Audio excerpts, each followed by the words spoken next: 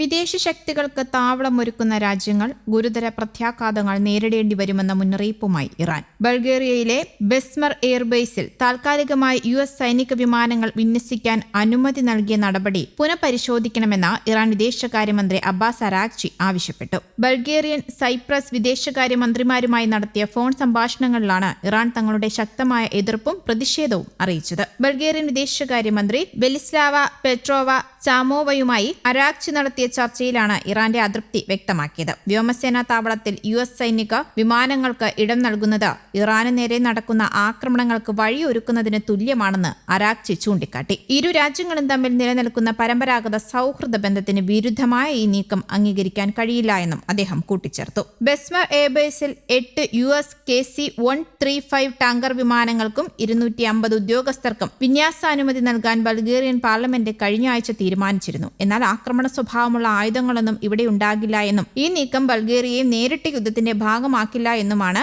വിശദീകരണം. സൈപ്രസ് വിദേശകാര്യമന്ത്രി കോൺസ്റ്റാന്റിനോസ് കോംബോസുമായി നടത്തിയ മറ്റൊരു ചർച്ചയിൽ സൈപ്രസിലെ വിദേശ സൈനിക താവളങ്ങൾ ഇറാനെതിരെ ദുരുപയോഗം ചെയ്യുന്നത് തടയേണ്ടതിന്റെ പ്രാധാന്യം ഇറാൻ വിദേശകാര്യമന്ത്രി അടിവരയിട്ട് ആവർത്തിച്ചു. സൈപ്രസിലുള്ള ബ്രിട്ടീഷ് സൈനിക താവളമായ RAF അക്രോത്തിരി മാർച്ച് ആദ്യം ഇറാനിയൻ ഡ്രോൺ ആക്രമണത്തിന് ഇരയായിരുന്നു. സംഭരണ കേന്ദ്രങ്ങളിലോ ലോഞ്ചറുകളിലോ ഉള്ള ഇറാനിയൻ മിസൈലുകൾക്കെതിരെയുള്ള പ്രതിരോധ ആക്രമണങ്ങൾക്ക് തങ്ങളുടെ താവളങ്ങൾ ഉപയോഗിക്കാൻ US-ന് ബ്രിട്ടൻ അനുമതി നൽകുകയും ചെയ്തു. എങ്കിലും RAF അക്രോത്തിരിയെ ഇതിൽ ഉൾപ്പെടുത്തില്ല എന്ന് പിന്നീട് ബ്രിട്ടൻ വ്യക്തമാക്കുകയും ചെയ്തു. ജൂലൈയിൽ അധികാരത്തിൽ വന്ന പുതിയ ബ്രിട്ടീഷ് പ്രധാനമന്ത്രി ആൻഡി ബർണാമും പ്രതിരോധ കരാറുമായി മുന്നോട്ടു പോകുന്ന പശ്ചാത്തലത്തിൽ അമേരിക്കൻ സൈനിക നീക്കങ്ങൾക്ക് തുണ നിൽക്കരുത് എന്ന് ഇറാന്റെ റവല്യൂഷണറി ഗാർഡ്സ് ബ്രിട്ടന് കടുത്ത അന്ത്യശാസനം നൽകിയിട്ടുണ്ട്. പശ്ചിമേഷ്യയെ സംഘർഷഭരിതമാക്കി പ്രത്യാക്രമണം പുനരാരംഭിച്ചിരിക്കുകയാണ് US-ഉം ഇറാനും. മേഖലയിലെ US സൈന്യത്തെ ഇറാൻ ലക്ഷ്യമിട്ടെന്നും തിരിച്ചടിക്കാൻ തയ്യാറായി നിൽക്കുകയാണെന്നുമാണ് US സെൻട്രൽ കമാൻഡ് പറഞ്ഞത്. ഇതിന് മണിക്കൂറുകൾക്ക്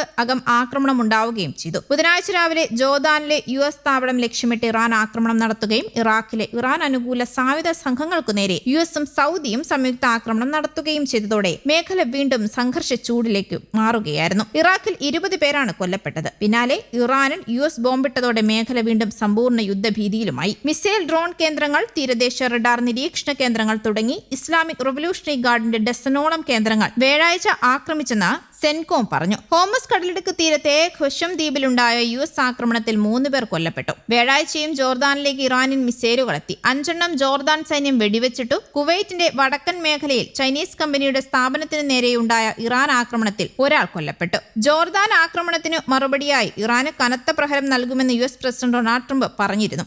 ജൂൺ 17-ന് ഇടക്കാല വെടിനിർത്തൽ കരാർ നിലവിൽ വന്നെങ്കിലും ഹോമസ് കടലിടുക്കിന്റെ നിയന്ത്രണവുമായി ബന്ധപ്പെട്ട തർക്കം സ്ഥിതി വീണ്ടും വഷളാക്കിയിട്ടുണ്ട്. ഹോമസിൽ ഇറാൻ കപ്പൽ ആക്രമിച്ചതുമായി ബന്ധപ്പെട്ട ആഴ്ചകളോളം ഇരു കൂട്ടരും ആക്രമണം തുടർന്നു. പിന്നീട് അമേരിക്ക അയവ് വരുത്തി. ഇതോടെ US-ന്റെ ഗൾഫിലെ സഖ്യകക്ഷികളെ തിരിച്ചാക്രമിക്കുന്നത് തങ്ങളും നിർത്തുകയാണെന്നും ഞായറാഴ്ച ഇറാൻ പ്രഖ്യാപിച്ചിരുന്നു. അതിനുശേഷം മേഖലയിൽ കാര്യമായ ആക്രമണം റിപ്പോർട്ട് ചെയ്തിരുന്നില്ല. മധ്യസ്ഥർ വെടിനിർത്തൽ ചർച്ചകളും പുനരുജ്ജീവിപ്പിച്ചിരുന്നു. സമാധാന ശ്രമം മുന്നോട്ട് കൊണ്ടുപോകുന്നതിനാണ് വെടിനിർത്തിയതെന്ന് ട്രംപ് പറഞ്ഞെങ്കിലും 5 മാസത്തെ യുദ്ധം US-ന്റെ ആയുധ ശേഖരത്തിനുണ്ടാക്കിയ കുറവാണ് അവരെ ആക്രമണത്തിൽ നിന്ന് പിൻവലിപ്പിച്ചത് എന്നും റിപ്പോർട്ടുകൾ ഉണ്ടായിരുന്നു.